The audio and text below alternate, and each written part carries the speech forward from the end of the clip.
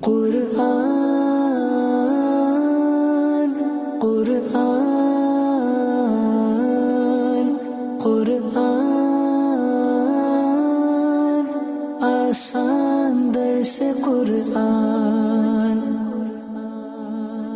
اب سورہ بقرہ اور سورہ آل عمران کے درمیان بڑی مناسبت ہے، آپ ذرا غور کریں۔ سورہ بقرہ کی ابتدا بھی اللہ تبارک و تعالی نے انہی حروف مقطعات سے کی جن حروف مقطعات سے سورہ آل عمران کی ابتدا کی۔ الف لام میم سورۃ البقرہ کے شروع میں بھی آتا ہے اور سورہ آل عمران کے شروع میں بھی آتا ہے، یعنی کہ ایک جیسے حروف اللہ تعالیٰ لے کر آتے ہیں۔ اور پھر سورۃ البقرہ کی ابتدا میں بھی قرآن کے بارے میں بات ہوئی، ذالک الکتاب لا ریب فیہ، یہاں پر بھی یہی قرآن ہی کے بارے میں بات ہوئی ہے۔ نزل علیک الکتاب بالحق مصدقا لما بین یدیہ من التوراۃ والانجیل۔ صحیح۔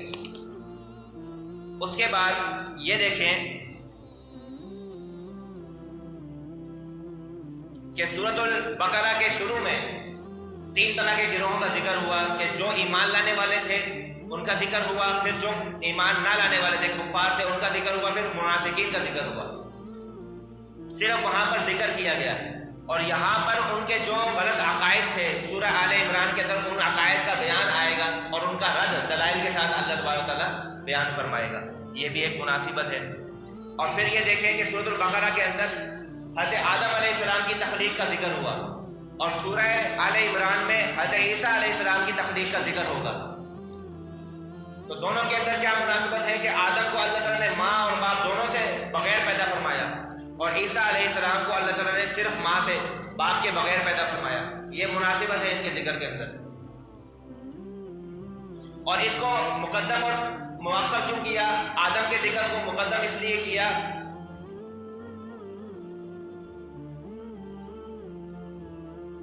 کیونکہ حضرت آدم علیہ السلام پہلے آئے اور حضرت عیسیٰ علیہ السلام بعد میں تشریف لائے۔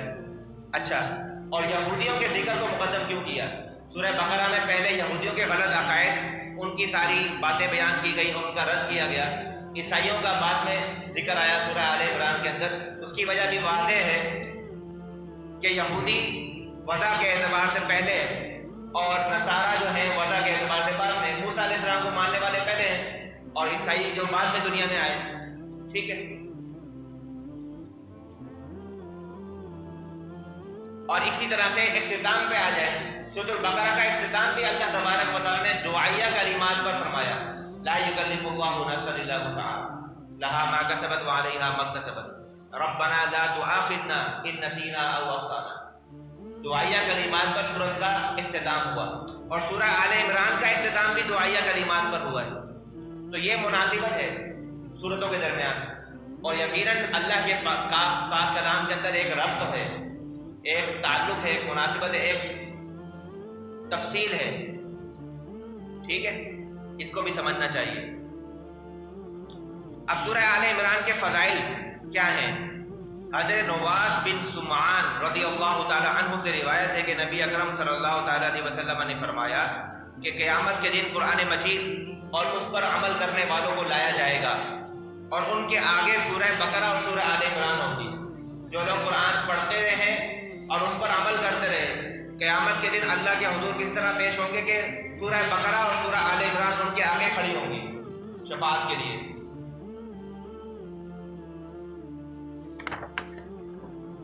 اور پھر حضرت عثمان بن عفان رضی اللہ تعالیٰ عنہ سے روایت ہے، فرماتے ہیں کہ جو شخص رات کو سورۃ آل عمران کی آخری آیتیں پڑھتا ہے تو اسے پوری رات عبادت کا ثواب عطا ہوتا ہے۔ اب اس سورت کے مضامین کیا ہے؟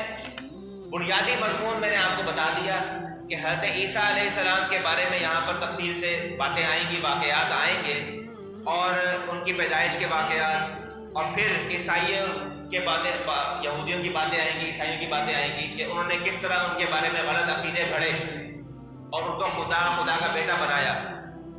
صحیح ہے، ان کے ان غلط دلائل، غلط عقیدوں کو اللہ تبارک و تعالیٰ بیان کرے گا اور پھر ان کا رد کرے گا دلائل کے ساتھ۔